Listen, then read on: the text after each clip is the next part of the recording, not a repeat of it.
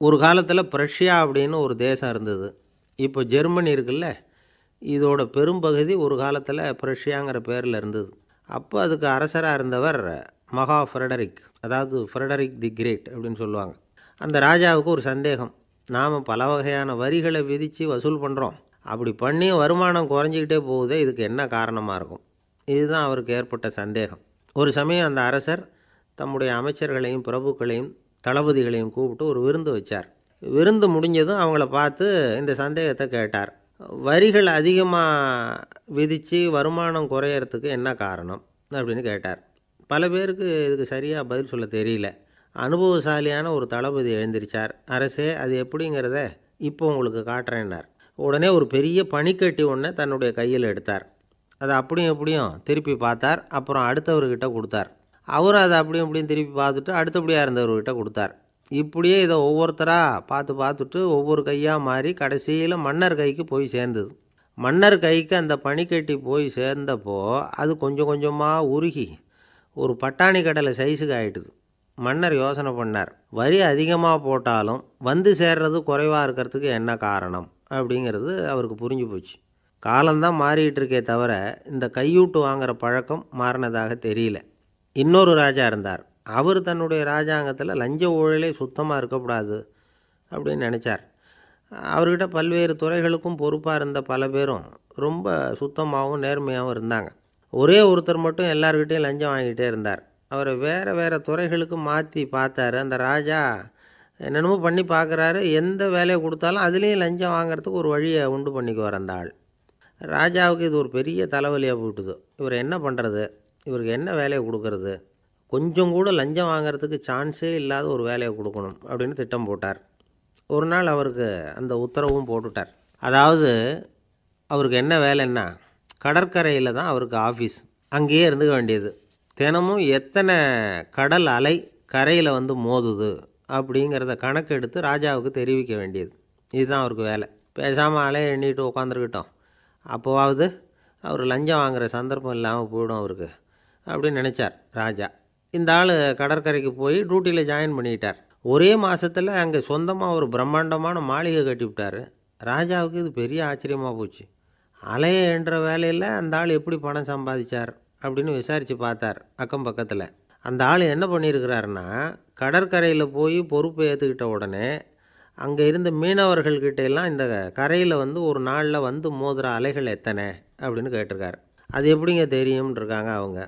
தினமும் அந்த எண்ணிக்கை தெரியணும். நம்ம ராஜாவுக்கு தினமும் அறிக்கை அனுப்பணும், டெய்லி ரிப்போர்ட்டு. தவறுனா நீங்கள் இந்த கடலில் போய் மீன் பிடிக்கிறதுக்கு ராஜாவோட அனுமதி கிடைக்காது அப்படின்ட்டுருக்கார். உடனே மீனவர்களும் பயந்து போட்டாங்க. கடலுக்கு போகிறதுக்கு அனுமதி இல்லைன்னா பட்டினி கிடக்கிறது மாதிரி ஆகிடுமே. மெதுவாக அந்த ஆளுகிட்ட போனாங்க. காதோட காதாக சொன்னாங்க, ஐயா, எங்களால் வந்து கடல் அலையை வந்து எண்ண முடியாது. தினமும் எங்களால் முடிஞ்சதை உங்களுக்கு பணமாக கொடுத்துட்றோம். நீங்கள் தான் ராஜா கிட்ட சிபாரிசு பண்ணி நாங்கள் தொடர்ந்து மீன் பிடிக்கிறதுக்கு அனுமதி வாங்கி கொடுக்கணும் அப்படின்னு வேண்டிக்கிட்டாங்க. பணம் தினமும் வந்து சேர ஆரம்பிச்சுட்டுது. பதவியில் மற்ற பதவியோட இந்த பதவி எவ்வளவோ மேல் அப்படின்னு நினச்சிட்டான் அந்த ஆள். அது மட்டும் இல்லை, தயவு பண்ணி என்னை இந்த இடத்த விட்டு மாற்றி விடாதீங்க சார் அப்படின்னு வேற கேட்க ஆரம்பிச்சிட்டானா. எனக்கு இது மட்டும்தான் சார் தெரியும், இதை தவிர வேறு எதுவும் தெரியாது அப்படின்னு சொல்லிக்கிட்டே காலம் தள்ளுறவங்க ரொம்ப பேர். அவங்களெல்லாம் கஷ்டப்பட வேண்டியிருக்கும். ஒருத்தர் தன்னுடைய தொழிலில் ரொம்ப கெட்டிக்காரராக இருக்கலாம். அதுக்காக எப்பவும் அதே ஞாபகத்தில் இருந்துக்கிட்டு உலகியல் அறிவு இல்லாமல் இருந்துடக்கூடாது. அது ஆபத்து. இதுக்காக நம்ம தாத்தா பாட்டிலாம் ஒரு கதை சொல்லுவாங்களே, கேள்விப்பட்டிருக்கீங்களா? ஒரு சமயம் ஒரு 4 பேர் சேர்ந்து வெளியூருக்கு பிரயாணம் போனாங்களாம். அந்த 4 பேர் எப்படி தெரியுமா? ஒருத்தர் வந்து வேதாந்தி, இன்னொருத்தர் சங்கீத வித்வான், 3வது ஆள் வைத்தியர், 4வது ஆள் ஜோசியர். இவங்க 4 பேரும் நண்பர்கள். அதனால் சேர்ந்து புறப்பட்டாங்க. வழியில் ஒரு ஊரில் தங்கினாங்க. இருட்டி போச்சு. அதனால் இன்றைக்கி ராத்திரி இங்கேயே தங்கி இருந்துட்டு நாளைக்கு புறப்படலாம் அப்படின்னு தீர்மானம் பண்ணாங்க. சாப்பாட்டுக்கு என்ன பண்ணுறது? அங்கேயே கடத்தெருவுக்கு போய் சாமான்லாம் வாங்கியாந்து சமைச்சு சாப்பிட்லாம்னு முடிவு பண்ணாங்க. 4 பேர் இருக்கிறதுனால ஆளுக்கு ஒரு காரியமாக செய்யலாம் அப்படின்னு வேலையை பிரிச்சுக்கிட்டாங்க. வைத்தியர் வந்து கரிகாய் வாங்க போனார், வேதாந்தி வந்து எண்ணெய் வாங்க போனார், ஜோசியர் வந்து பலசரக்கு வாங்க போனார், சங்கீத வித்வானுக்கு சமைக்கிற வேலை. எல்லாம் சரி. ஆனால் நடந்தது என்ன தெரியுமா? கடைத்தெருவுக்கு காய்கறி வாங்க போனார்ல வைத்தியர், அங்கே போய் மார்க்கெட்டில் பார்த்தார். ஒவ்வொரு கறிகாயாக எடுத்து பார்த்தார். இது பித்தம், உடம்புக்கு ஒத்துக்காது, இது வாயு, உடம்புக்கு ஒத்துக்காது அப்படின்னு ஒவ்வொன்றா தள்ளினார். கடைசியில் ஒன்றுமே தேரல, வெறுங்கையோடு திரும்பி வந்துக்கிட்டு இருக்கிறார். எண்ணெய் வாங்க போனார் வேதாந்தி, அவர் ஒரு தொன்னையில் எண்ணெயை வாங்கினார். பேசாமல் அதை எடுத்துகிட்டு வர வேண்டியது தானே, முடியல. அவருடைய வேதாந்த மூளை சிந்திக்க ஆரம்பிச்சுட்டுது. இந்த தொன்னைக்கு எண்ணெய் ஆதாரமா அல்லது எண்ணெய்க்கு தொன்னை ஆதாரமா அப்படிங்கிற ஆராய்ச்சியில் இறங்கினார். என்னாச்சு தெரியுமா? அப்படி கவுத்து பார்த்தார். வாங்கின எண்ணெய் பூராவையும் வழியில் கொட்டிவிட்டு வெறும் தொன்னையோடு வந்து சேர்ந்தார். பலசரக்கு வாங்க போனார் ஜோசியர். அவர் ஒரு வழியில் பார்த்தார். வழியில் வந்தவங்களெல்லாம் அங்கங்கே ஒரு மரத்தடியில் உட்கார வச்சு அவங்களுக்கெல்லாம் ஆர்வம் சொல்ல ஆரம்பிச்சிட்டார். அப்படி ஒவ்வொருத்தராக சொல்லி முடிச்சுட்டு கடத்தருக்கு போய் சேர்ந்தார். இவர் அங்கே போய் சேர்றதுக்குள்ளே ரொம்ப நேரம் ஆகிட்டுது. கடையெல்லாம் பூட்டிவிட்டு போயிட்டாங்க. என்ன செய்கிறது? அவரும் வெறுங்கையோடு திரும்பி வந்து சேர்ந்தார். சரி, இவங்க கதை தான் இப்படி ஆச்சு. அங்கே சமைக்கிறதுக்காக உட்காந்துருந்தார் சங்கீத வித்வான். அவர் கதை என்னாச்சு தெரியுமா? அங்கே அவர் அடுப்பை பற்ற வச்சு ஒலையை கொதிக்க வச்சார். அதாவது ஒரு பானையில் தண்ணியை ஊற்றி அடுப்பில் வச்சார். அது கொதிக்க ஆரம்பிச்சிது. தண்ணி கொதிக்கிற சத்தம் இருக்குதுல்ல, அது இவருக்கு தாளம் போடுறது மாதிரி இருந்தது. ஒரே குஷி, பாட ஆரம்பிச்சிட்டார். பாடிக்கிட்டே உற்சாகமாக கையில் இருந்த கரண்டியால் அந்த பானையில் தட்டினார், தாளம் போடுறதா நினச்சிக்கிட்டு. அவ்வளவுதான், பானை பட்டுன்னு உடஞ்சி போச்சு. தலையில் கையை வச்சுக்கிட்டு அவரும் உட்காந்துட்டார். எந்த தொழில் தெரிஞ்சாலும் சரி, அதை புத்திசாலித்தனமாக பயன்படுத்த தெரியலன்னா ஆபத்து தான். அதுக்காக தான் இந்த கதை. ஒரு பஸ்ஸு டிரைவர் ரொம்ப கெட்டிக்காரர். பஸ்ஸை ரொம்ப திறமையாக ஆபத்து இல்லாமல் ஓட்டினதுக்காக பரிசுலாம் வாங்கினவர். அவரே ஒரு படகு ஓட்டுறதுக்காக அழைச்சிட்டு போயிருக்கிறாங்க, மோட்டார் படகு. அதையும் ரொம்ப திறமையாக தான் ஓட்டிகிட்டு போயிருக்கிறாரு. நடுக்கடலில் போனதும் படகு நின்று போச்சு. மோட்டாரில் ஏதோ கோளாறு. என்ன செய்யலாம் அப்படின்னு அந்த டிரைவரை கேட்டிருக்கிறாங்க படகுல இருந்தவங்கெல்லாம். அப்போ அவர் சொன்னாராம், கவலைப்படாதீங்க, ஒன்றும் பிரச்சனை இல்லை, எல்லோரும் கொஞ்சம் கீழே இறங்கி பின்னாடி தள்ளுங்க, மோட்டார் ஸ்டார்ட் ஆகிடும் அப்படின்னாராம். ஒரு ஊரில் ஒரு இளைஞன் இருந்தான். ஒரு நாள் அவன் ஒரு குருவை தேடிக்கிட்டு புறப்பட்டான். ஊரை விட்டு வெளியில் போனான். போகிற வழியில் ஒரு காடு. அந்த காட்டில் ஒரு மரத்தடியில் ஒரு பெரியவர் உட்காந்துருக்கிறார். அமைதியாக மௌனமாக அவர் அமர்ந்திருக்கிறார். இந்த பெரியவரை விசாரிக்கலாம், குருவை தேடி கண்டுபிடிக்கிறதுக்கு இவர் ஏதாவது ஒரு வழி சொல்லி கொடுப்பார் அப்படின்னு நினச்சிக்கிட்டு அவரை நெருங்கினான். ஐயா, எனக்கு ஒரு குரு தேவை, எங்கே கிடைப்பார்? அவரை எப்படி அடையாளம் கண்டுபிடிக்கிறது? அதை பற்றி ஏதாவது விவரம் சொன்னீங்கன்னா நான் கண்டுபிடிச்சிக்குவேன் அப்படின்ட்டுருக்கான். பெரியவர் நிமிர்ந்து பார்த்தார். தம்பி, அது ரொம்ப சுலபம். அவர் வயசானவராக இருப்பார், என்னை விட சுமார் 30 வயசு அதிகமாக இருக்கும். அவர் ஒரு மரத்தடியில் தான் உட்காந்துருப்பார் அப்படின்ட்டுருக்கான். சரிங்க பெரியவரே, அது என்ன மாதிரியான மரம், எப்படி இருக்கும் அப்படின்னு கேட்டிருக்கான். பெரியவர் அந்த விவரங்களையும் சொல்லியிருக்கிறாரு. அது மட்டும் இல்லை, சந்திக்கிற நாள், நேரம், வினாடி முதற்கொண்டு எல்லா விவரங்களையும் துல்லியமாக சொன்னாராம். இவ்வளவு விவரங்களை இவரால் எப்படி சொல்ல முடியுது அப்படின்னு இவனுக்கு ஆச்சரியம். இருந்தாலும் அந்த பெரியவர் கடைசியாக ஒரு விவரம் சொன்னார். அது என்ன தெரியுமா? எப்படியும் நீ அவரை சந்திக்கிறதுக்கு ஒரு 30 வருஷம் ஆகும் அப்படின்னு சொல்லிவிட்டாராம். ரொம்ப நன்றிங்க பெரியவரே அப்படின்னு சொல்லிவிட்டு அந்த இளைஞன் புறப்பட்டுருக்கான். இப்போ அவனுக்கு குரு பற்றின விவரம் எல்லாம் கிடச்சிட்டுது, சந்திக்கிற நேரமும் தெரிஞ்சுட்டுது. ஆனால் 30 வருஷம் அவரை தேடி அலைய வேண்டியிருக்குமே. அவன் தேட ஆரம்பித்தான். காடு மலை எல்லாம் சுற்றி அலைஞ்சான். பல வருஷங்கள் தேடினான், அழுத்து போயிட்டான். கடைசியில் அவனுக்கும் வயசாகிட்டுது. கடைசியில் தன்னுடைய சொந்த ஊருக்கே திரும்பி போய்கிட்டு இருந்தான். அங்கே ஒரு மரத்தடியில் அவன் தேடிக்கிட்டு இருந்த குருநாதர் கிடைச்சார். யார் அவருன்னா, 30 வருஷத்துக்கு முன்னாடி வழி சொல்லி கொடுத்தாருல அதே பெரியவர். அவருக்கு இப்போ 30 வயசு அதிகமாக இருந்தது. அதே மரம். அன்னைக்கு பெரியவர் சொன்ன அடையாளம் இப்போ பொருத்தமாக இருந்தது.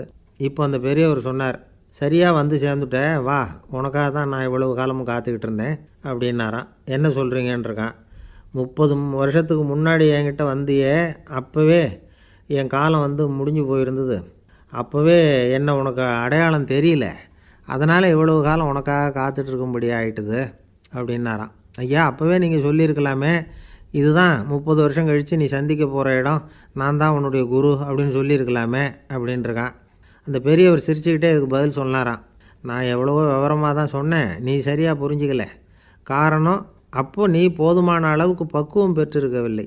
அதனால் புரியும் சக்தி இல்லாமல் போயிட்டுதப்போ 30 ஆண்டு காலம் நீ அலைஞ்சி தெரிஞ்சிருக்கிற. அது காரணமாக இப்போ உனக்கு அந்த பக்குவம் வந்துட்டுது. அதனால தான் அடையாளம் காண முடிஞ்சுது, நானே உன்னுடைய குரு அப்படின்னாராம். இதிலேருந்து என்ன தெரியுதுன்னா, ஆன்மீகத்தில் மாணவனாக சேர்றதுக்கு கூட ஒரு பக்குவத்தன்மை தேவைப்படுது. ஒரு பெரிய ஞானி, அவர்கிட்ட சீடனாக இருக்க ஒருத்தன் வந்தான், எதிரில் நின்னான். ஞானி அவனை வெகு நேரம் உற்று பார்த்தார். அப்புறம் சொன்னார், சீடனாக இருக்கிறது ரொம்ப சிரமம்னார். நான் தயாராக இருக்கிறேன்னா.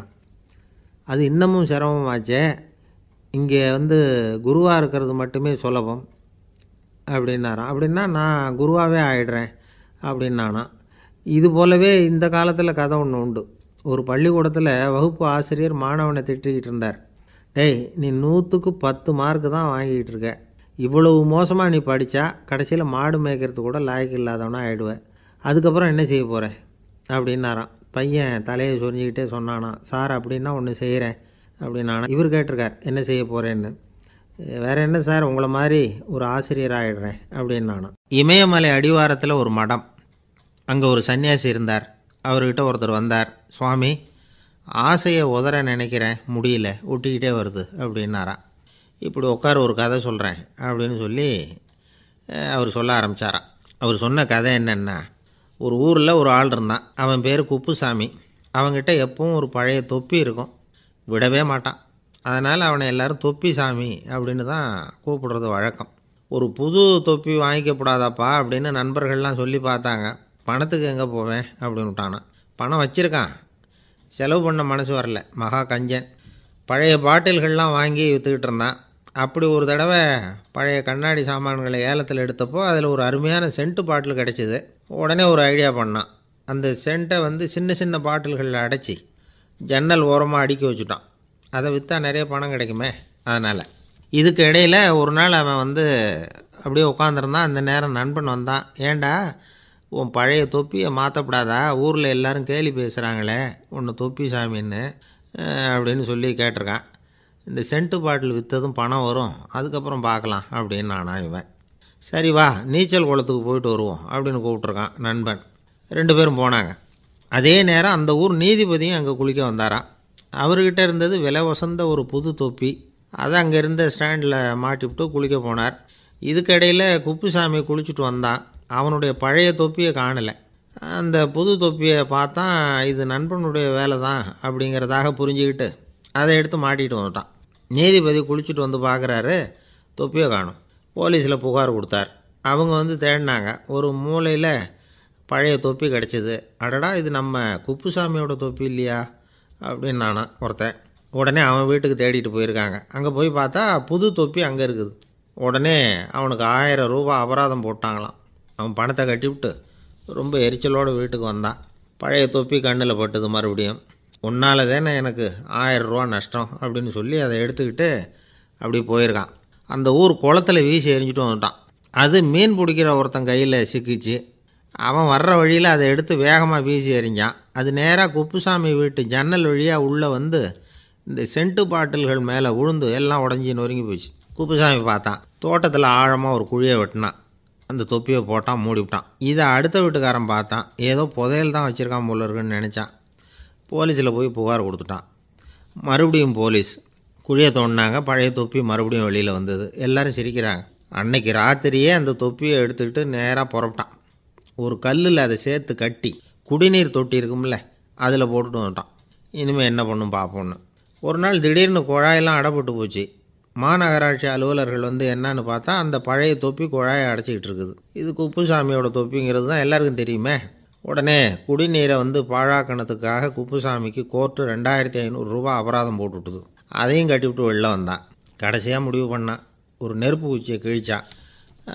தொப்பியை கொளுத்தினான். எரிஞ்சுது. எடுத்து வெளில எரிஞ்சான். கொஞ்ச நேரத்தில் தீ அணைப்பு படம் வந்துட்டுது. ஆமாம், இவன் எடுத்து எரிஞ்சது வெளியில் விழுந்து வீட்டு கூரையே பற்றிக்கிட்டு எரிய ஆரம்பிச்சுட்டுது. அவனோட பணத்தாசையும் அதோடு சேர்ந்து எரிஞ்சு போச்சான். இப்படி ஒரு கதை. இந்த கதையை சொல்லி முடித்தார் அந்த இமயமலை அடிவாரத்தில் இருந்த சன்னியாசி. இப்போ அந்த குப்புசாமி எங்கே இருக்கிறான்னு கேட்டார் எதிரில் இருந்தவர். இதோ உன் எதிரிலே இருக்கிறான், நான் தான் அந்த குப்புசாமி அப்படின்னாரான் அந்த சன்னியாசி.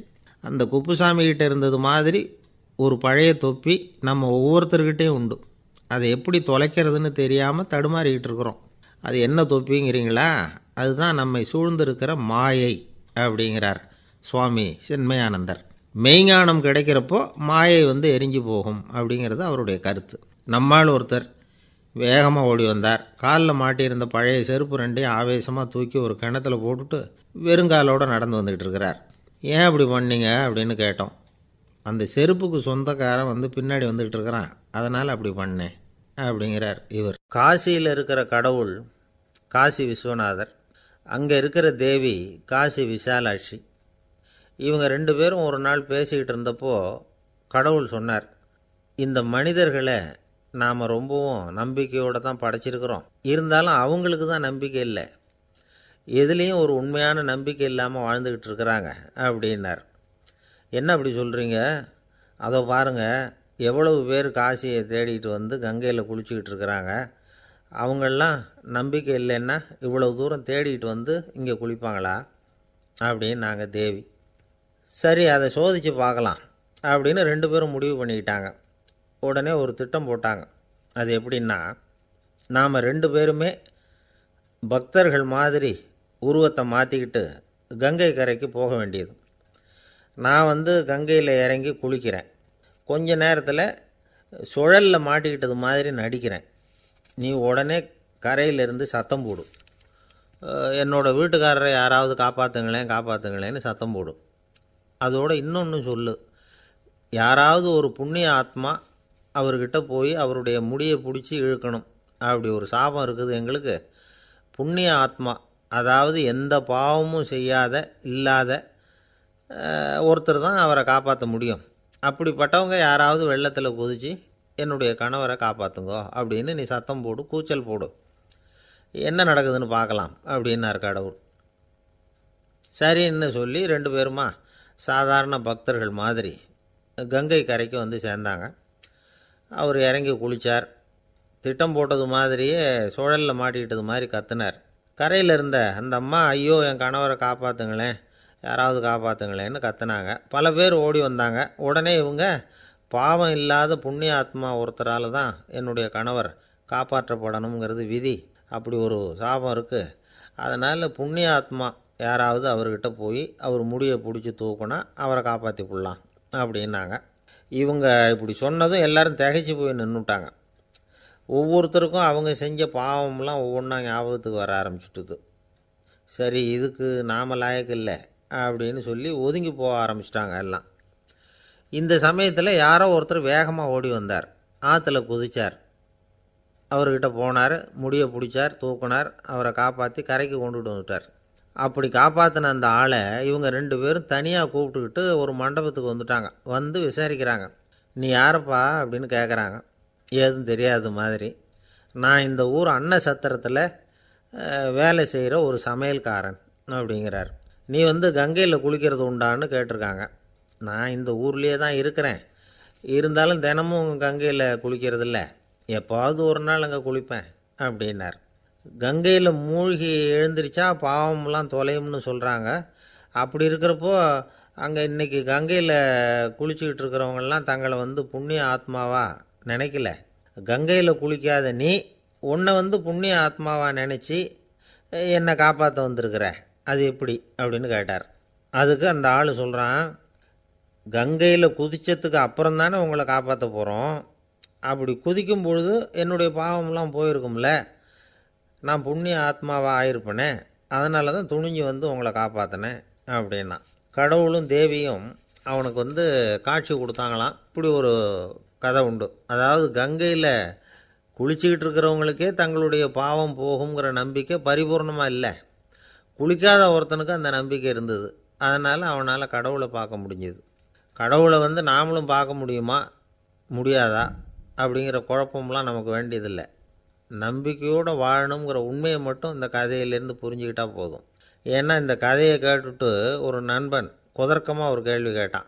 ஏன் சார், கங்கையில் குளித்தா பாவம் போயிடும்னு சொல்கிறீங்களே, நான் எனக்கு வேண்டாத ஒருத்தனை அழைச்சிட்டு போய் கங்கையிலேயே தள்ளி விட்டுட்டு அதுக்கப்புறம் அங்கேயே முழுக்க போட்டுட்டு நான் செஞ்ச பாவத்தை வந்து அதுலேயே கழுவி விட்டுட்டு மறுபடியும் உங்ககிட்ட வந்துடுறேன்னு வச்சுக்கோங்க, நீங்கள் என்னை வந்து புண்ணிய ஆத்மான்னு ஏற்றுக்குவீங்களா அப்படிங்கிறான்.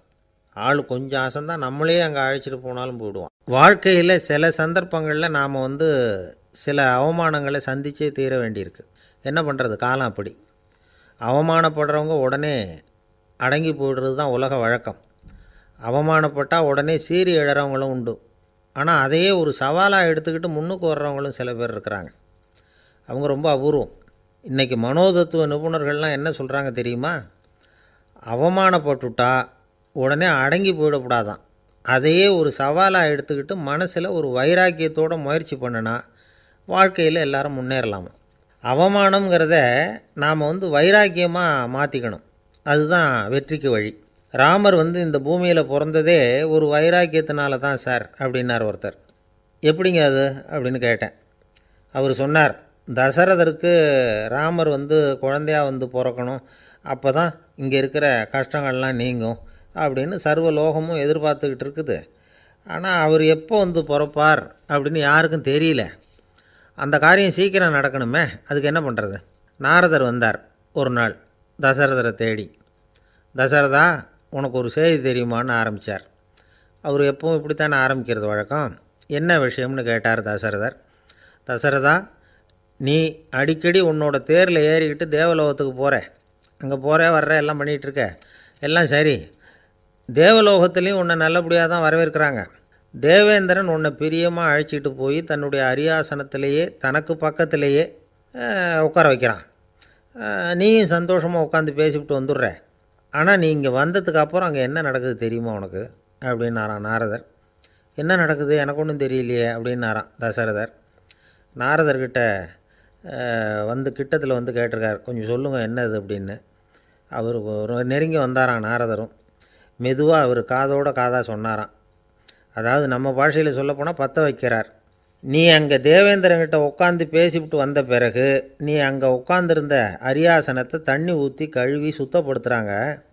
நீ என்ன அந்த அளவுக்கு சுத்தம் இல்லாத ஆளா? தினம் குளிக்காமையாக இருக்கிற அப்படின்னாராம். தசரதருக்கு இது ரொம்ப அவமானமாக போயிட்டுது. அப்படியே செய்கிறாங்க அப்படின்னாராம். ஆமாம், நீ வேணும்னா நான் சொல்கிறது உண்மையாக இல்லையா அப்படின்னு சோதனை பண்ணி பார்த்துக்கோ அப்படின்னாரான் நாரதர். உடனே தசரதர் இதுக்காகவே புறப்பட்டு தேவலோகம் போனார். அங்கே வழக்கம் போலவே இவரை கூப்பிட்டு உட்கார வச்சு பேசிக்கிட்டு இருந்தான் தேவேந்திரன். கொஞ்ச நேரம் பேசிக்கிட்டு இருந்துட்டு சரி நான் கிளம்புறேன்னு புறப்பட்டார். சரி, அவனும் வாசல் வரைக்கும் வழி அனுப்பி வச்சுட்டு உள்ளே போயிட்டான். தசரதர் வெளியில் கொஞ்சம் நேரம் மறைஞ்சி இருந்துட்டு மெதுவாக உள்ளே எட்டி பார்த்தார் என்ன நடக்குதுன்னு. நாரதர் சொன்னது உண்மை தான். தசரதர் உட்காந்துருந்த ஆசனத்தை அங்கே 2 தேவர்கள் கழுவி சுத்தப்படுத்திக்கிட்டு இருக்கிறாங்க. தசரதரால் இதை தாங்கிக்க முடியல. அவருக்கு ரொம்ப அவமானமாக போச்சு. நேராக கிடுகிடுன்னு தேவேந்திரங்கிட்டே போனார். நான் உட்காந்துருந்த இருக்கையே சுத்தம் பண்ணுறியே, நான் என்ன அந்த அளவுக்கு பாவியா அப்படின்னு கேட்டார். ரொம்ப கோபமாக கேட்டார். தசரதரே, மனுஷனுக்கு 3 கடன்கள் உண்டு. தேவ கடன், ரிஷி கடன், பித்ரு கடன். இதை தீர்க்காதவன் பாவியாகிறான். இதில் மகனை பெறுவதால் தான் பித்ரு கடன் தீரும். உனக்கு மகன் கிடையாது, அதனால் நீ பாவியாகிற. பாவி உட்காந்துருந்த இடம்ங்கிறதுனால அதை சுத்தம் செய்ய வேண்டியது எங்கள் கடமை அப்படின்னு நானான் தேவேந்திரன்.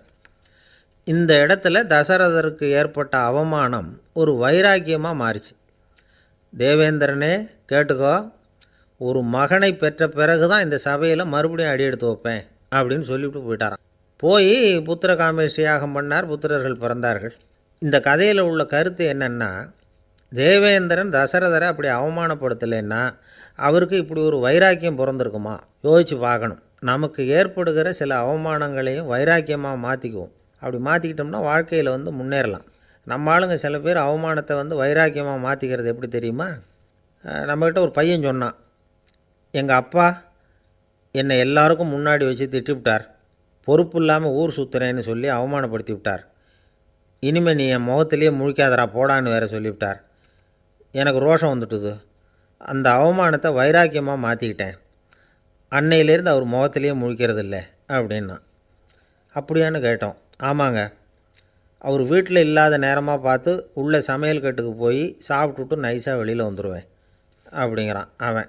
ஜவஹர்லால் நேரு பிரதமராக இருந்த சமயம் அவர் ஒரு தடவை சென்னைக்கு வந்திருக்கிறார். இங்கே சில முக்கிய நிகழ்ச்சிகளில் கலந்துக்கிறதுக்காக வந்திருந்தார். ஆளுநர் மாளிகையில் ஒரு நாள் ராத்திரி தங்கி மறுநாள் புதுடெல்லி புறப்படுறதாக ஏற்பாடு. நிகழ்ச்சியிலெல்லாம் முடிச்சுக்கிட்டு ஆளுநர் மாளிகையில் தங்கியிருக்கிறார்.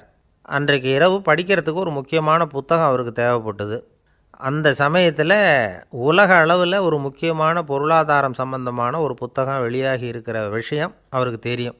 அந்த புத்தகம் மெட்ராஸுக்கு வந்திருக்குமா, அது இங்கே கிடைக்குமா அப்படின்னு விசாரிச்சிருக்கிறார் நேருஜி. அவர் இப்படி கேட்ட உடனே அங்கே இருந்தவங்கெல்லாம் ரொம்ப பரபரப்பாக செயல்பட ஆரம்பிச்சிட்டாங்க. முக்கியமான இடங்கள்ல எல்லாம் விசாரிச்சிருக்கிறாங்க அந்த புத்தகம் உங்ககிட்ட இருக்கான்னு. சென்னையில் உள்ள கன்னிமாரா நூல் நிலையத்துக்கு எப்படியும் அந்த புத்தகம் வந்திருக்கணும் அப்படின்னு ஒரு நம்பிக்கை. அங்கே விசாரித்தாங்க. அந்த புத்தகம் 2 நாளைக்கு முன்னாடி தான் அங்கே வந்திருக்குது அப்படிங்கிற விஷயம் தெரிஞ்சுது. உடனே எல்லோரும் அங்கே ஓடினாங்க. அவங்களுக்கு இன்னொரு சந்தேகம், புத்தகம் வந்திருக்கு சரி, அது இந்த சமயத்தில் வேறு யாரும் படிக்கிறதுக்கு எடுத்துகிட்டு போயிருக்கக்கூடாதே அப்படிங்கிற சந்தேகம் இருந்தாலும் மனசுக்குள்ளே ஒரு தைரியம். இப்படி ஒரு புத்தகம் வெளிவந்திருக்கிற விஷயமே நேருஜி சொல்லி தான் நமக்கே தெரியும். அதுவும் இல்லாமல் உலக பொருளாதாரம் சம்பந்தமான ஏதோ ஒரு புத்தகம் அது. அதை போய் இந்த நேரத்தில் அவ்வளவு ஆர்வமாக யார் எடுத்துகிட்டு போயிட போகிறாங்க அப்படிங்கிற தைரியம். இந்த தைரியத்தோடு அந்த நூல் நிலையத்துக்கு ஓடினாங்க. புத்தகத்தை தேடினா அது கிடைக்கல. யாரோ எடுத்துகிட்டு போயிருக்கிறாங்க. நேருவுக்கு மட்டுமே தெரிஞ்சிருந்த அந்த புத்தகம் பற்றின விஷயம் சென்னையில் வேற ஒருத்தருக்கும் தெரிஞ்சிருக்குது. உடனே எல்லோரும் பரபரப்பாக அந்த அதுக்குன்னு இருக்கிற ரிஜிஸ்டர் இருக்குல்ல, பதிவேடு, அதை புரட்டி பார்க்குறாங்க யார் எடுத்துகிட்டு போகிறாங்கன்னு தெரிஞ்சுக்கிறதுக்காக. எடுத்துகிட்டு போனவங்க அதில் கையெழுத்து போட்டிருப்பாங்கல்ல, அதை பார்த்து யாருன்னு தெரிஞ்சுக்கலாம் அப்படிங்கிறதுக்காக தான் அதை புரட்டுறாங்க. அதோ அந்த புத்தகத்தோட பேர் பக்கத்தில் அதை எடுத்துக்கிட்டு போனவங்க கையெழுத்து உத்து பார்க்குறாங்க எல்லாரும். அதில் போட்டிருக்குது பேர் CN அண்ணாதுரை அப்படின்னு எழுதியிருந்தது. அவர் தான் பேரறிஞர் அண்ணா. நேரு படிக்க விரும்பின ஒரு புத்தகத்தை அதே நேரம் படிக்க விரும்பின இன்னொரு தலைவர் இவர். படிக்கிறதுல அவருக்கு இருந்த ஆர்வத்தை நாம் தெரிஞ்சுக்கணும்னா அதுக்கு எவ்வளவோ சம்பவங்கள் இருக்குது. கடைசி காலத்தில் அவர் அடையாறு மருத்துவமனையில் படுத்திருக்கிறார். அவருக்கு ஒரு முக்கியமான அறுவை சிகிச்சை செய்ய வேண்டியிருக்குது அவசரமாக. அமெரிக்காவிலேருந்து டாக்டர் மில்லர் வந்திருக்கிறார். அவர்கிட்ட கேட்குறார், டாக்டர் நாளைக்கே அறுவை சிகிச்சை செய்ய போகிறீங்களா அப்படின்னு. ஆமாங்கிறார் டாக்டர் மில்லர். நாளைக்கு மறுநாள் செஞ்சுக்கிறேனே அப்படின்னாரான் அண்ணா. ஏன் ஏதாவது நாள் பார்க்குறீங்களான்னு கேட்டிருக்கார். இல்லை, ஒரு புத்தகத்தை படிச்சுக்கிட்டு இருக்கிறேன், அதை நாளைக்குள்ளே முடிச்சிருவேன், அதுக்கப்புறம் நான் இறந்தாலும் கவலை இல்லை அப்படின்னாரான் இவர். அவர் தான் அறிஞர் அண்ணா. சங்ககால நூல்கள்லேருந்து சமீபத்தில் வந்த நூல்கள் வரைக்கும் எல்லாம் அவர் படிச்சிருக்கிறார். ஒரு திருமண விழாவில் அவர் பேசும்பொழுது சொன்ன விஷயம் இது. சங்க காலத்தில் காதலியை மணக்க விரும்புகிறவனுக்கு அவனுடைய தந்தை வீர சோதனைகள்லாம் வைப்பார். போய் புலிப்பல் கொண்டுக்கிட்டு வா, அப்போ தான் என் பொண்ணை கொடுப்பேன் அப்படின்னு சொல்லுவார். காதலன் உடனே காட்டுக்கு போவான், ஒரு புலியை கொன்று அதனுடைய பல்லை கொண்டுக்கிட்டு வருவான். அதை வீர பதக்கத்தில் பதிச்சு அவனுக்கு மாமனார் சூட்டுவார் கல்யாண சமயத்தில். இப்போலாம் காதலன் கிட்ட அப்படி சொல்ல முடியாது. இப்போலாம் காதலன்கிட்ட காட்டுக்கு போய் புலிப்பல் கொண்டுக்கிட்டு வான்னு யாராவது சொன்னால் புலி தான் மாப்பிள்ளையாக வந்து சேரும் அப்படின்னார். ஒரு கடைக்கு போனேன், 5 ரூபா பணத்தை எடுத்து கொடுத்தேன். ஒரு தினசரி பத்திரிகையை கேட்டேன். அவர் உடனே அங்கே அடுக்கி வச்சுருந்த பத்திரிகையில் ஒன்று எடுத்து என் கையில் கொடுத்தார். வாங்கிக்கிட்டேன். மீதி பணத்தை எடுத்தார். அதையும் என் கையில் கொடுக்கணும்ல, கொடுக்கல. எதிரில் இருந்த பலகையில் வச்சு எடுத்துக்க சொன்னார். எப்பவும் அவர் அப்படி தான் பண்ணுவார். நானும் எடுத்துக்கிட்டு வந்துடுவேன். இவர் ஏன் இப்படி பண்ணுறாருங்கிறது எனக்கு ரொம்ப நாளாக ஒரு சந்தேகம். ஒரு நாள் அவர்கிட்டயே இதை கேட்டுவிட்டேன். ஏங்க, நீங்கள் உங்கள் கடைக்கு வந்து பொருள்கள் வாங்குறவங்களுக்கு நீங்கள் பாக்கி சில்லறையை கொடுக்குறப்போ பலகையில் வச்சு விட்றீங்க, கையில் கொடுக்க மாட்டேங்கிறீங்களே, ஏன் அப்படின்னு கேட்டேன். காசை கையில் கொடுத்தா நம்மக்கிட்ட இருக்கிற லட்சுமி போயிடுவா சார் அப்படின்னார். அதாவது பணம் செலவாயிடும் அப்படின்னு அர்த்தமா. இன்னொரு நண்பர், அவர் ஒரு நாள் வழக்கத்துக்கு மாறாக ரொம்ப சோகமாக உட்காந்துருக்கிறார்.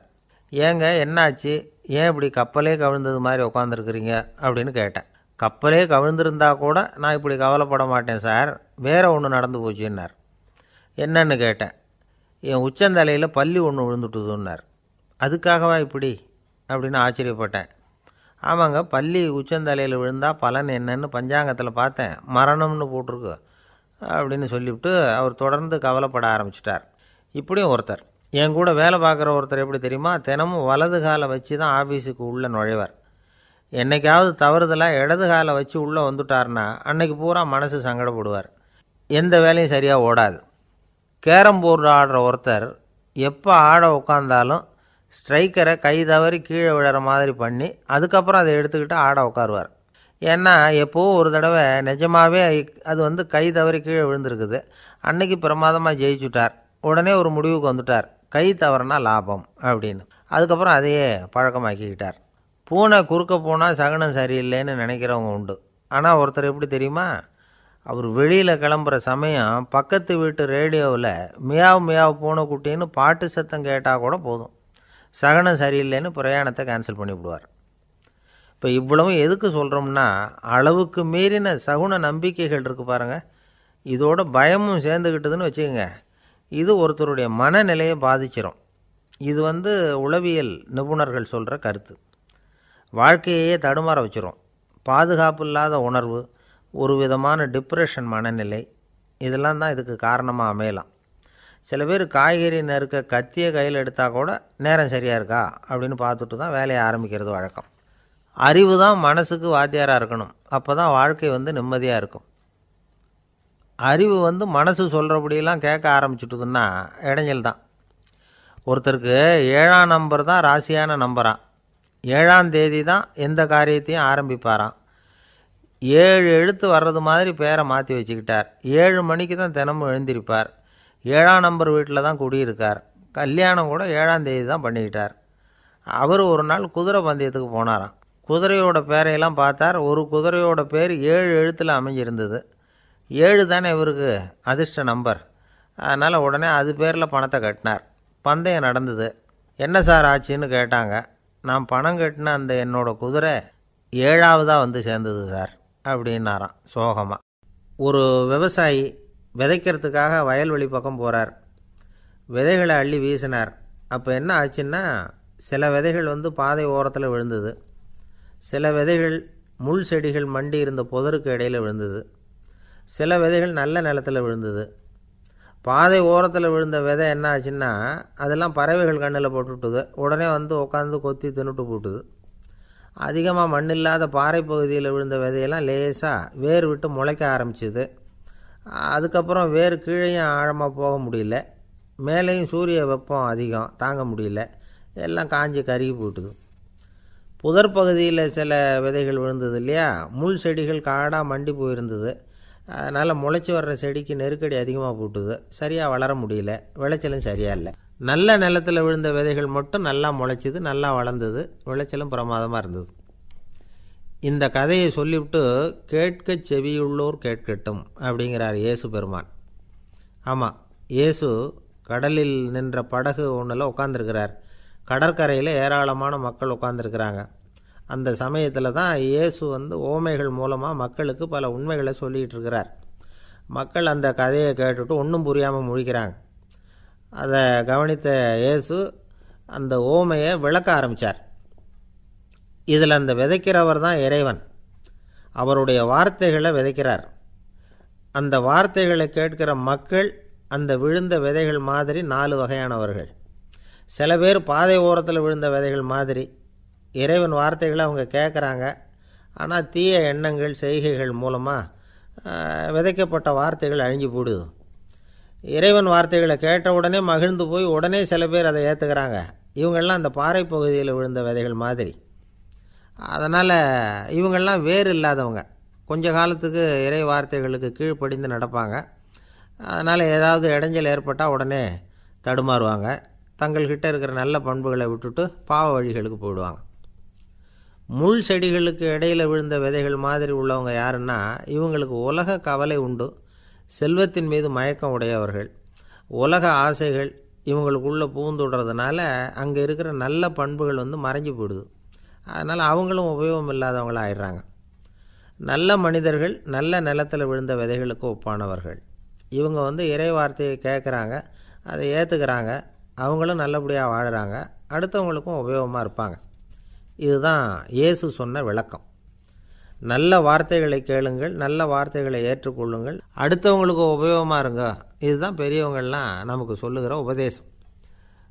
ஒரு அப்பா தன்னுடைய மகனுக்கு உபதேசம் பண்ணார். இதை பாருப்பா, நல்ல வார்த்தைகளை கேட்கணும், எப்போதுமே மகன் அப்பா பேச்சை கேட்குறது நல்லது அப்படின்னாராம். நீ ஏதாவது ஒரு தப்பு பண்ணால் என் தலையில் ஒரு முடி நரைச்சி வெள்ளையாக போடும்பா, நீ செய்கிற ஒவ்வொரு தப்புக்கும் என் தலையில் ஒவ்வொரு முடி வெள்ளையாயிடும் அப்படின்னாராம். பையன் யோசித்தான், அப்பா இப்போ தான் எனக்கு புரியுது, தாத்தாவோட தலைமுடி பூராவும் வெள்ளையாக இருக்கிறதுக்கு என்ன காரணங்கிறது எனக்கு இப்போ தான் புரியுது அப்படின்னானா. ஒரு ஊரில் ஒரு ராஜா இருந்தார். அவர் ஒரு பூனை வளர்த்தார். ரொம்ப செல்லமாக அவர் அந்த பூனையை வளர்த்தார். அவர் என்ன பண்ணுவார் தெரியுமா, இரவு நேரத்தில் அந்த பூனையோட தலையில் ஒரு விளக்கை வச்சுருவார். அந்த பூனை ரொம்ப ஜாக்கிரதையாக அந்த விளக்கு கீழே விழுந்துடாமல் பார்த்துக்கும். தலையை ஆட்டாமல் ரொம்ப நிதானமாக ராஜா பின்னாடி நடந்து போய்கிட்டே இருக்கும். அந்த விளக்கு வெளிச்சத்தில் எல்லா வேலைகளையும் செஞ்சுருவார். கையில் ஒரு விளக்கை தனியாக எடுத்துகிட்டு போக வேண்டிய அவசியமே இல்லை. விளக்கை தூக்கிட்டு போகிற வேலையை அந்த பூனை பார்த்துக்கும். அதனால் ராஜாவுக்கு அந்த பூனை மேலே ரொம்ப பிரியம். மந்திரிகளையெல்லாம் கூப்பிட்டு அவங்கக்கிட்ட சொல்லுவார், பார்த்தீங்களா இந்த பூனை எவ்வளவு விசுவாசமாக நடக்குது, என் பேரில் எவ்வளவு மரியாதை பார்த்தீங்களா அதுக்கு அப்படிம்பார்.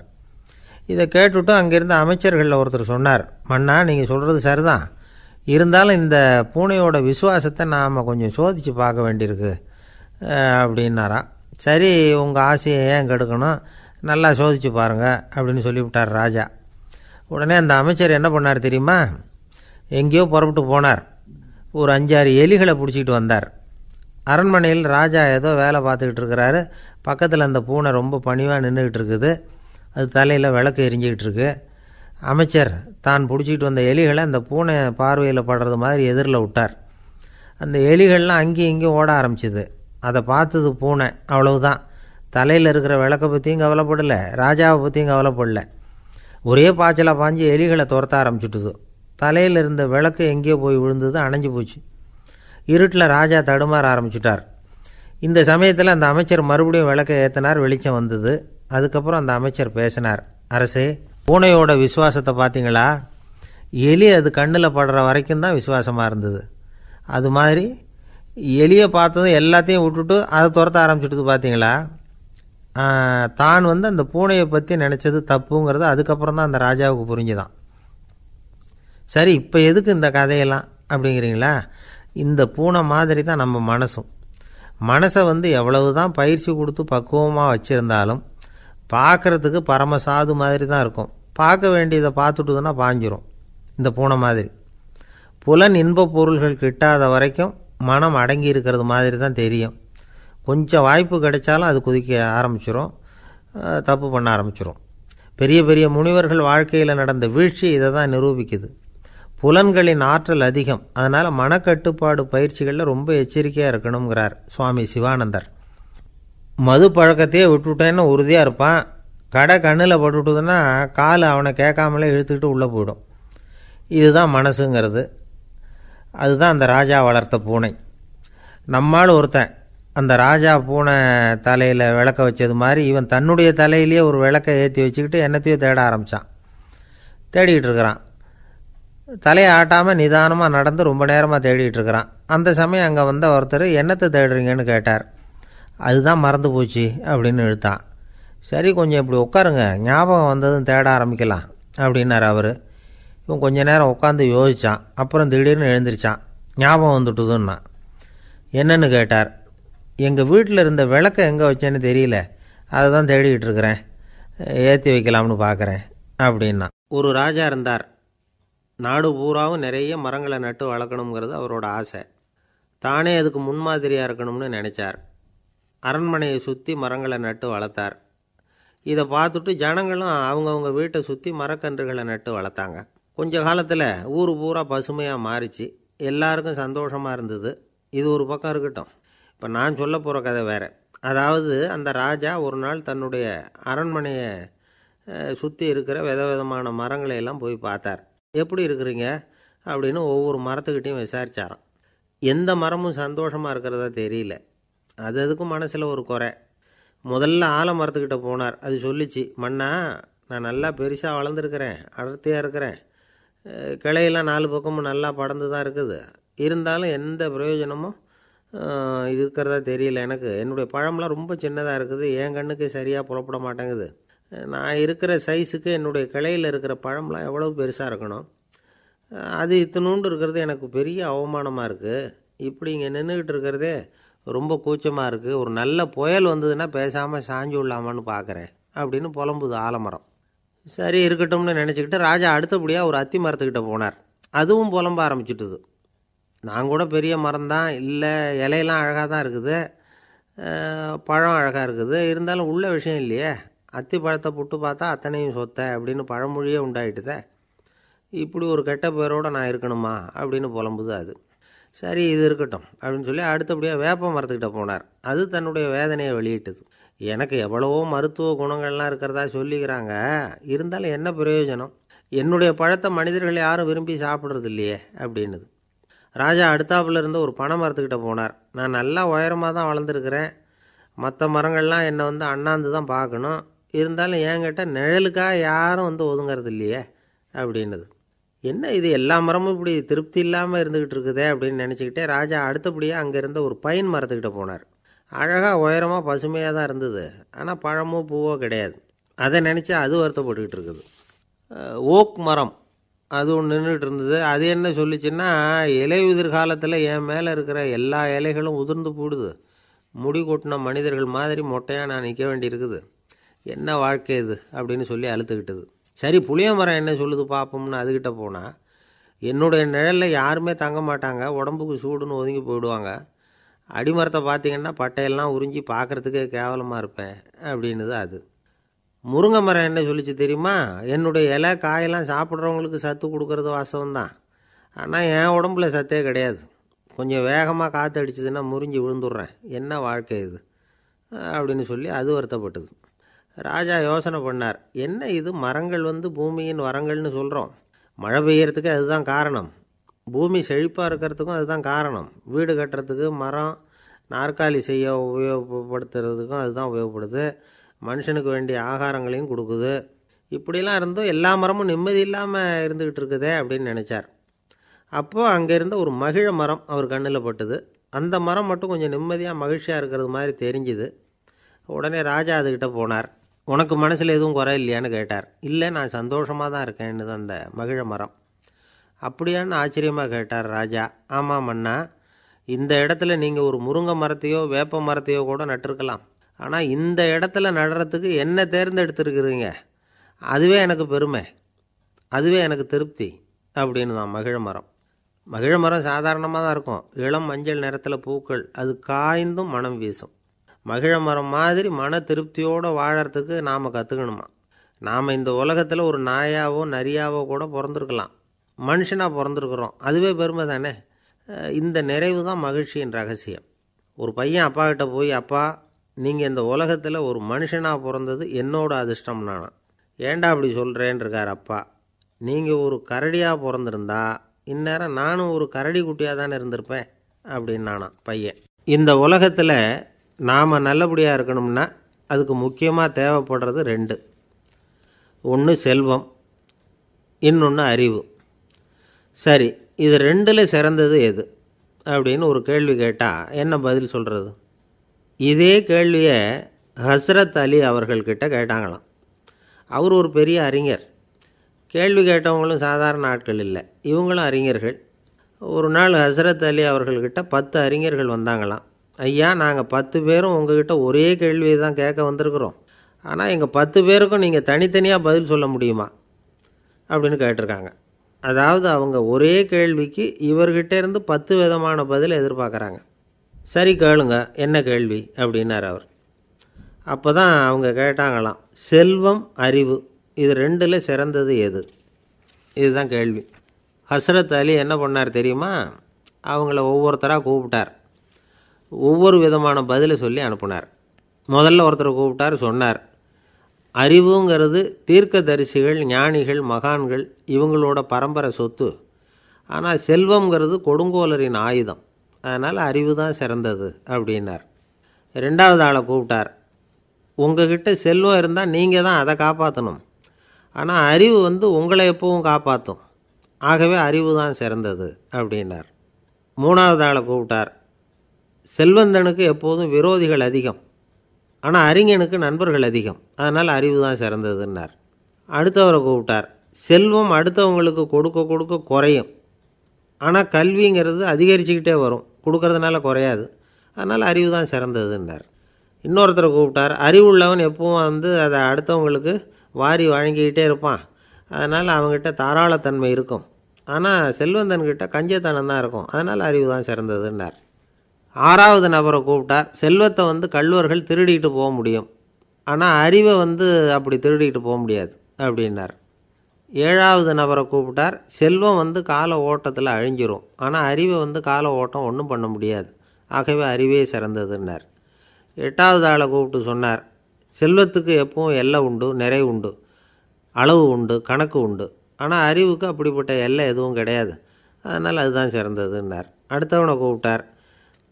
செல்வம் வந்து உள்ளத்தில் உள்ள ஒளியை வந்து போக்கிவிடும், இருட்டை உண்டாக்கிவிடும், விரிந்த மனப்பான்மையை வந்து குறுகலாக்கிவிடும். ஆனால் அறிவு அப்படி இல்லை, இருண்ட உள்ளத்தில் ஒளியை பாய்ச்சி அதை விசாலப்படுத்துது, அதுதான் சிறந்ததுன்னார். கடைசியாக 10வது நபரை கூப்பிட்டார். செல்வம் வந்து மனசில் செருக்கை உண்டாக்குது, ஆணவத்தை ஏற்படுத்துது, அதனால் நானே கடவுள்னு நினைக்கிற அளவுக்கு மனுஷனை வந்து தாழ்த்தி விடுது. ஆனால் அறிவு வந்து பணிவையும் பண்பாட்டையும் வளர்க்குது, அதனால் அறிவு தான் சிறந்ததுன்னார். ஆக இப்படி 10 பேருக்கும் 10 விதமாக பதில் சொன்னது மூலமாக ஹஸ்ரத் அலி அவர்கள் அறிவு தான் செல்வத்தை விட சிறந்தது அப்படிங்கிறதுக்கு 10 காரணங்களை சுட்டி காட்டியிருக்கார். அந்த அறிஞர் 10 பேர் கேட்ட ஒரே கேள்விக்கு 10 பதில் சொன்னார். நமக்கு வேண்டிய ஒருத்தர் 10 பேர் கேட்ட கேள்விக்கு ஒரே பதில் சொல்லி சமாளித்தார். கேள்வி என்ன தெரியுமா? என்கிட்ட வாங்கின கடனை எப்போயா திருப்பி கொடுக்க போகிற? இதுதான் அந்த 10 பேரும் கேட்ட ஒரே கேள்வி. இந்த மாதம் 26ஆம் தேதி தந்துடுறேன் அப்படிங்கிற ஒரே பதில் சொல்லி அவ்வளவு பேரையும் இவர் அனுப்பி வச்சுட்டாராம். எல்லாரும் போனதுக்கப்புறம் இவரை தனியாக கூப்பிட்டு கேட்டிருக்கிறாங்க, அது என்ன சார் கணக்கு, 26ஆம் தேதி அன்னைக்கு என்ன அதிசயம் நடக்க போகுது அப்படின்னு கேட்டிருக்காங்க. அதிசயம் அன்னைக்கு இல்லை, அதுக்கு நாளே நடக்க போகுதுன்னாராம். விவரமாக சொல்லுங்கன்னு இருக்காங்க. வேறு ஒன்றும் இல்லைங்க, 26ஆம் தேதி தானே எல்லாரையும் வர சொல்லியிருக்கிறேன், அதுக்கு நாளே நான் புறப்பட்டு தலைமறைவாயிட போகிறேன் அப்படின்னாராம் ரொம்ப பெருமையாக. துருக்மேனியாவில் அஷ்காபாத் அப்படின்னு ஒரு நகரத்தில் ஒரு புவியியல் விஞ்ஞானி இருந்தார். அவர் ஒரு நாய்க்குட்டி வளர்த்தார். ஒரு நாள் முன்னிரவு நேரம் ஒரு மேஜைக்கு முன்னாடி உட்காந்து அந்த விஞ்ஞானி ஏதோ கணக்கு போட்டுக்கிட்டு இருக்கிறார். அவருக்கு ஒரு சின்ன பெண் குழந்தை, அது தொட்டிலில் தூங்கிட்டு இருக்குது.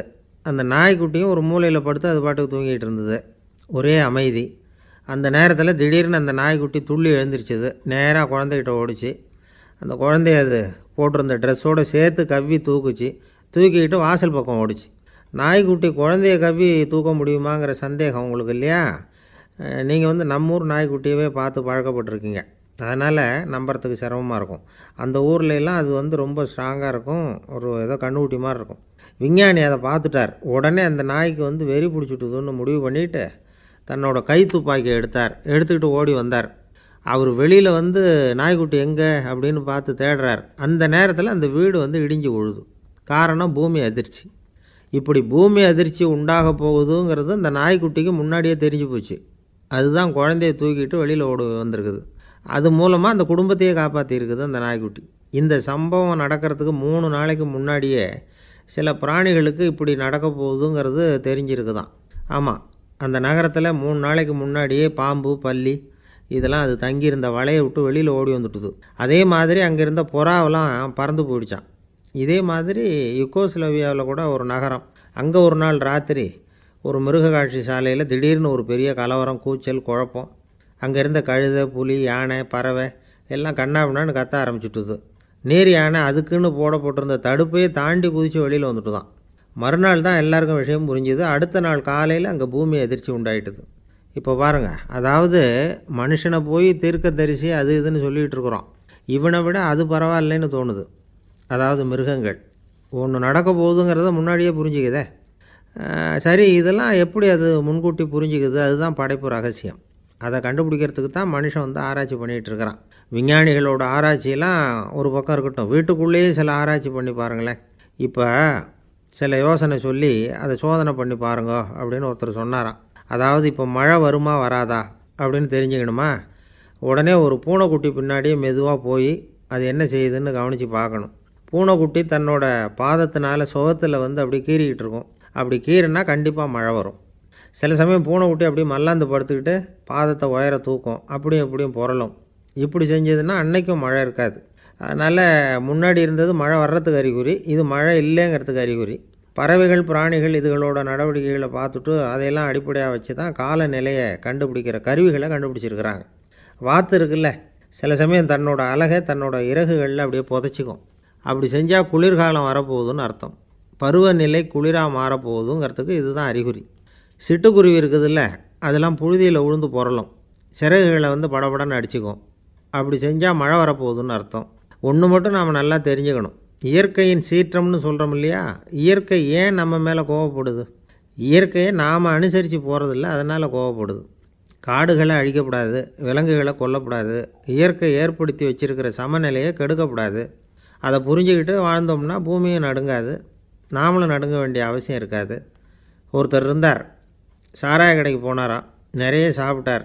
அப்புறம் சொன்னார், இது ரொம்ப அற்புதமான சரக்கு போல் இருக்குது, உள்ளே போன உடனே இந்த பூமியே நடுங்கிறது மாதிரி இருக்குது எனக்கு அப்படின்னாராம். இதுக்கு கடைக்காரர் சொல்லியிருக்கார், நீங்கள் சாப்பிட்டது வெறும் பச்சை தண்ணி தாங்க, இப்போ ஏற்பட்டிருக்கிறது நிஜம் பூமி அதிர்ச்சி அப்படின்னாராம். ஒரு ஊரில் ஒரு ராஜா இருந்தார். அந்த ராஜாவுக்கு ஒரு மந்திரி. ராஜா ரொம்ப நியாயமானவர், நேர்மையானவர், கண்டிப்பானவர். தப்பு செய்கிறது யாராக இருந்தாலும் தண்டனை கொடுப்பார். வேண்டியவங்களுக்கு ஒரு நியாயம், வேண்டாதவங்களுக்கு ஒரு நியாயங்கிறதெல்லாம் அவர்கிட்ட கிடையாது. ஒரு சமயம் அரசவையில் அந்த அமைச்சரே வந்து விதிமுறைகளுக்கு புறம்பாக ஏதோ நடந்துக்கிட்டு இருக்கார். மன்னருக்கு கோபம் வந்துட்டுது. உடனே அந்த அமைச்சரை கிட்டத்தில் கூப்பிட்டு அவர் கன்னத்தில் ஓங்கி ஒரு அறை கொடுத்துட்டாராம். உடனே அந்த அமைச்சர் என்ன பண்ணார் தெரியுமா, நேராக போனார், அங்கே நின்றுக்கிட்டு இருந்த இன்னொருத்தர் கன்னத்தில் ஓங்கி அரைஞ்சார். அறை வாங்கினவர் திகைச்சு போயிட்டார். இவர் ஏன் நம்மளை வந்து அரைகிறார் அப்படின்னு யோசனை பண்ணார். மன்னரும் திகைச்சு போயிட்டார். நாம் இவரை அரைஞ்சா அதுக்காக இவர் போய் இன்னொருத்தரை அரையணுமா அப்படின்னு யோசனை பண்ணார். இவருக்கு என்ன பைத்தியமானு கூட நினைக்க ஆரம்பிச்சிட்டார். ஆனால் என்ன ஆச்சுன்னா, அப்புறம் அமைச்சர் அவர் கவனிச்சிக்கிட்டு இருந்தாரா, அவர் இன்னொருத்தரை அரைஞ்சார் இல்லையா, அந்த அறை வாங்கின ஆசாமியை பார்த்து கத்திக்கிட்டு இருந்தார். யார்? அமைச்சர். ஏன்பா என்கிட்ட அறையை வாங்கிக்கிட்டு இப்படி விவரம் இல்லாமல் நின்றுட்டு இருக்கிறிய, நான் உனக்கு கொடுத்ததை நீ வேறு யாருக்கிட்டையாவது கொடுத்துரு அப்படின்னார். உடனே அந்த ஆள் பார்த்தான், தனக்கு அடுத்தபடியாக நின்றுக்கிட்டு இருந்தவனை ஓங்கி ஒரு அறை அரைஞ்சான். அவன் கன்னத்தை தடவிட்டே யோசனை பண்ணான். இது ஏதோ புரிஞ்சுக்கிட்ட மாதிரி அடுத்தாப்பில் நின்றுக்கிட்டு இருந்தவனை அரைஞ்சான். இப்படி இந்த அறை வந்து மாறி மாறி போய்கிட்டே இருக்குது. ஊர் பூரா பிரயாணம் பண்ண ஆரம்பிச்சுட்டுது. அன்றைக்கி ராத்திரி அந்த ராஜா படுக்கிறதுக்காக போனார். அந்த நேரம் பார்த்து அவர் கன்னத்தில் பலார்னு ஒரு அறை விழுந்தது. நம்மளே அரையிறது யார் அப்படின்னு அதிர்ச்சியோட மன்னர் திரும்பி பார்க்குறாரு. அரைஞ்சது அவரோட மனைவி. என்னாச்சு உனக்குன்னு கத்துனார் ராஜா.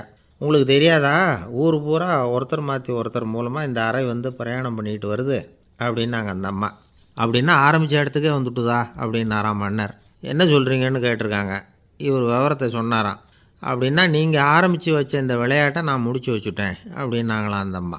மறுநாள் காலை மறுபடியும் அரசவை கூடிச்சு அந்த அமைச்சர் மன்னரை பார்த்து கேட்டார், என்ன மகாராஜா, என்கிட்ட கொடுத்ததை திருப்பி வாங்கிட்டீங்களா அப்படின்னாராம்.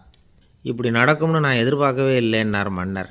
ஆனால் நான் எதிர்பார்த்தேன், அது எங்கே போயிட போகுது, ஊர் பூரா சுற்றி கடைசியில் உங்ககிட்ட தான் வந்து சேரும் அப்படிங்கிறது எனக்கு தெரியும் அப்படின்னார் அமைச்சர். இந்த கதை வந்து வேடிக்கையாக இருந்தால் கூட இதில் உள்ள கருத்து முக்கியமானது. இந்த உலகத்தில் பல கருத்துக்கள் இப்படி தான் மாறி மாறி சுற்றி வந்துக்கிட்டே இருக்குது. நம்மளும் ஒருத்தன் தன்னுடைய நண்பன் ஒருத்தனை கடத்தெருவில் பார்த்தான். உடனே ஓடி போய் பலார்னு ஒரு அறை கொடுத்தானா. அவன் கன்னத்தை தடவிட்டு ஏன்டா என்ன அரைஞ்சேன்னு கேட்டிருக்கான். நீ ஏன்டா என்னை முட்டாள்னு என் மனைவிட்ட போய் சொன்னேன் அப்படின்ட்டுருக்கான் அவன். உன்னை ஒரு முட்டாள்னு சொன்னதுக்காகவா நீ என்ன அரைஞ்ச அப்படின்னு கேட்டிருக்கான் இவன். டேய், நான் அதுக்காக அறையலப்பா, அது ஒரு பெரிய ரகசியம், நான் முட்டாளுங்கிறது. அந்த ரகசியத்தை நீ வந்து ஏன் எங்கள் வீட்டில் போய் சொன்னேன், அதுக்காக தான் அரைஞ்சேன் அப்படின்னு நானும் அவன். பக்தின்னு சொல்கிறோம் இல்லையா, அது வந்து 3 வகைப்படும் அப்படிங்கிறார் ஒரு பெரியவர். அது என்ன 3 வகைன்னா, தெய்வ பக்தி, அடியார்கள் பக்தி, குரு பக்தி. அடியார் பக்தியை விட தெய்வ பக்தியை விட குரு பக்தி தான் ரொம்பவும் சிறந்ததுங்கிறார் அவர். தெய்வத்துக்கிட்ட செஞ்ச பாவம் குருநாதர்கிட்ட தீர்ந்துருமா, குருநாதர்கிட்ட செஞ்ச பாவம் தெய்வத்துக்கிட்ட போனாலும் தீராதான். இப்படி பெரியவங்கள்லாம் சொல்லி வச்சுருக்கிறாங்க. ஒரு காடு, அங்கே அயோத தௌமியர் அப்படின்னு ஒரு தபோதனர், அவர் பல மாணவர்களை ஒன்றா சேர்த்து ஒரு குருகுலம் நடத்திக்கிட்டு இருக்கிறார். பல தரப்பட்டவங்க, பல திறப்பட்டவங்க மாணவர்கள் அதில் சேர்ந்து படிச்சுக்கிட்டு இருக்கிறாங்க. பாஞ்சால ராஜகுமாரன் ஒருத்தனும் அந்த குருகுலத்தில் சேர்ந்து படிச்சுக்கிட்டு இருக்கிறான். அவன் பேர் ஆருணி. பெரிய இடத்து புள்ள, இருந்தாலும் படுப்பில் ரொம்ப கெட்டிக்காரனாக இருந்தான். அவன் தான் அங்கே முதல் மாணவன்.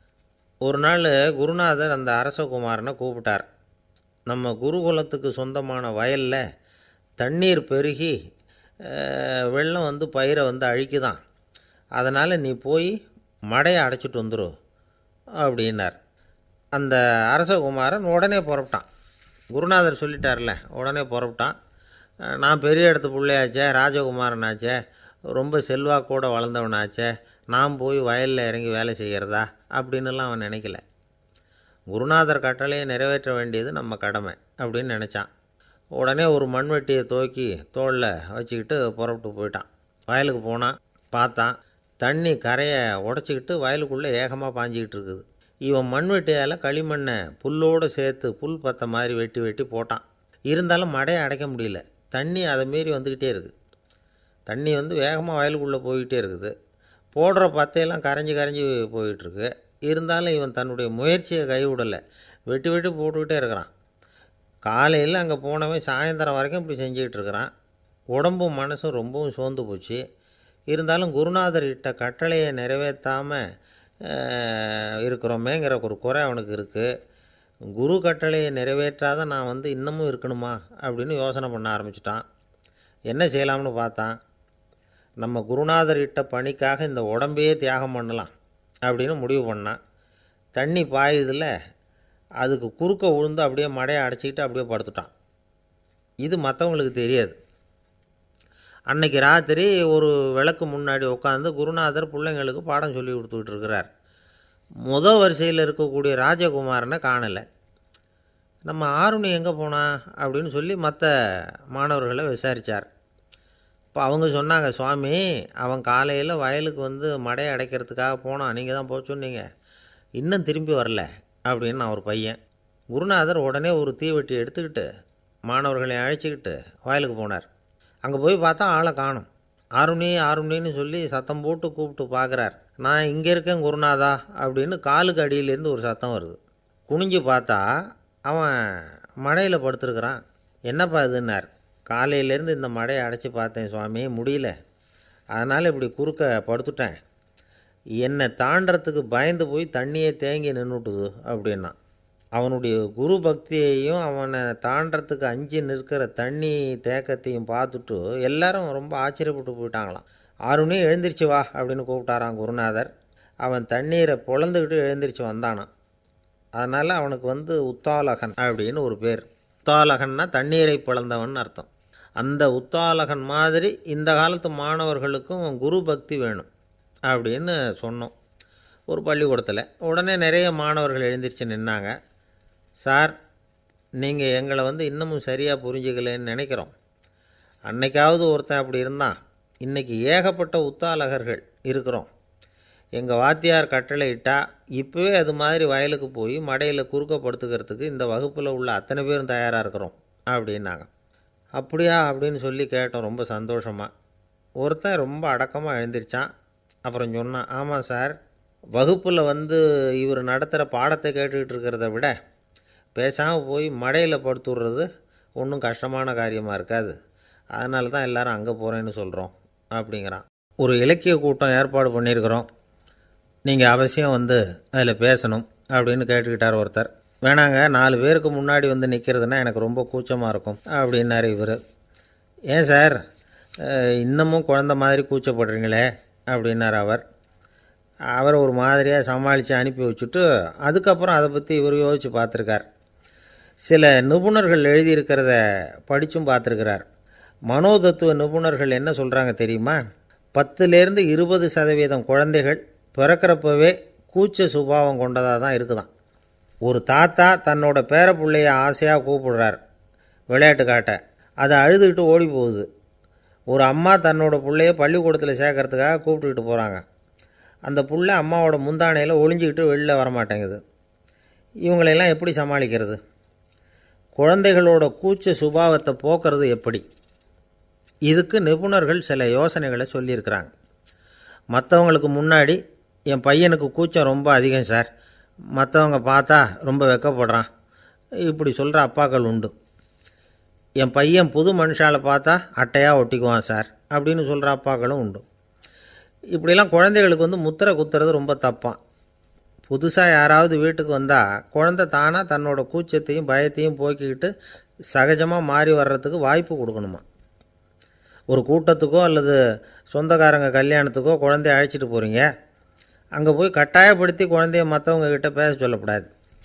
சில சமயம் குழந்தை தானாக தன்னுடைய கூச்ச சுபாவத்தை விட்டு பேசுகிறதுக்கு முன் வந்தால் அதை பாராட்டணும். குழந்தை கலகலப்பு இல்லாமல் மௌனமாக இருந்ததுன்னா அதையும் கண்டுக்கக்கூடாது. குழந்தை பேச ஆரம்பித்தா அதை ஆர்வத்தோடு கவனிக்க தெரியணும். கலந்து உரையாடுற பழக்கத்தை வீட்லேயே ஆரம்பிக்கலாம். கேட்டதுக்கு பதில் சொல் அப்படின்னு நீங்கள் அதிகாரம் பண்ணிகிட்டு இருக்கக்கூடாது. அது குழந்தைக்கு பேசுகிற சந்தர்ப்பத்தை குறைச்சிருமா. இப்போ நாம் அதிகாரம் பண்ணால் கேலி செய்கிற பழக்கம் குழந்தைகளை ரொம்ப பாதிச்சிருமா. பெரியவங்களானதுக்கு அப்புறமும் சில பேர் கூச்சத்தோடவும் பயத்தோடவும் இருக்கிறதுக்கு இதுதான் காரணம். சின்ன வயசில் அவங்கெல்லாம் ஏதாவது கேலிக்கு ஆளாகி இருப்பாங்க. ரெண்டாவது குழந்தை மூத்த குழந்தைய கேலிக்கு ஆளாகிற சந்தர்ப்பங்களை கண்டு கேலி பண்ணினா அது இளம் நெஞ்சங்களை விட்டு நீங்கிறதே இல்லையா. எப்பவும் குழந்தையோட நடை உடை பாவனைகளை பற்றி சொல்லிக்கிட்டே இருக்கக்கூடாதான். அதுவே கூச்ச சுபாவத்தை கொண்டுகிட்டு வந்துடுமா. அப்பா எங்கேன்னு யாராவது கேட்டால் இது மாதிரி இன்ன காரியத்துக்காக வெளியில் போயிருக்கார், இத்தனை மணிக்கு திரும்பி வருவார் அப்படின்னு சொல்கிற அளவுக்கு குழந்தைகளை பழக்கப்படுத்தி வைக்கணும். ஃபோன்லேயே யாராவது விசாரித்தா கூட இது மாதிரி பதில் சொல்லு அப்படின்னு சொல்லணும். சின்ன சின்ன மீட்டிங்கில் 4 வார்த்தை பேச தயார் பண்ணலாம். ஒரு கடையிலையோ அல்லது ஹோட்டல்லையோ ஏதாவது விவரம் கேட்கணும்னா உங்கள் குழந்தைய தைரியமாக அனுப்புங்க. குழந்தைகள் பணிவாகவும் பொறுமையாகவும் விவரம் கேட்குறப்போ கூச்ச சுபாவம் தானாக போயிடும். சின்ன வயசுலேயே இப்படிலாம் பழக்கப்படுத்தினா தான் வருங்காலத்தில் தைரியமாக இந்த சமுதாயத்தில் வாழ முடியும். இல்லைன்னா 60 வயசுலேயும் அடுப்பங்கரையை விட்டு வெளில வர்றதுக்கு கூச்சப்பட்டுக்கிட்டு தான் இருக்க வேண்டியிருக்கும். இந்த காலத்து பிள்ளைங்க எவ்வளவோ பரவாயில்ல, எதுக்கும் தயங்குறதில்ல, கூச்சப்படுறதில்ல. ஒரு அம்மா அடுப்பங்கரையிலேருந்து சத்தம் போட்டாங்க, டேய் ராமு, தயவு பண்ணி அந்த டிவியை நிறுத்துறா, அந்த பெண்ணோட குரல் மகா மோசம், அடுப்பங்கரையில் இருக்கிற என்னாலேயே அதை சகிச்சிக்க முடியல அப்படின்னாங்களாம். உடனே பையன் கொஞ்சம் கூட தயங்காமல் பதில்